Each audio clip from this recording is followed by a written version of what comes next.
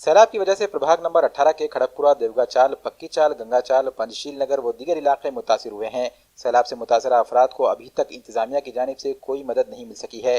सैलाबजदा इलाकों के मुतासरीन की मदद के लिए मुख्तलिफ सियासी व समाजी तंजीमें आगे आ रही हैं।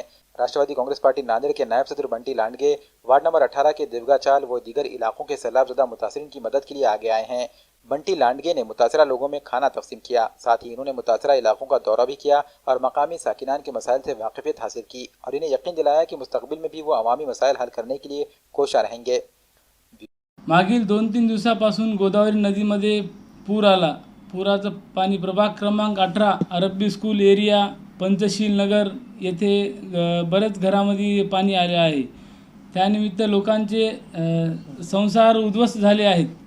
तर आमचा मदतीचा हात म्हणून माझ्या वतीनं व माझ्या मित्रमंडळाच्या वतीनं सर्वांच्या वतीनं त्यांना अन्नदानाचं वाटप केलं व पुढील काळामध्ये प्रभाग क्रमांक 18 मध्ये काही पण संकट येईल तर त्यांना लोकांसाठी आम्ही मदतीसाठी कधी पण धावू।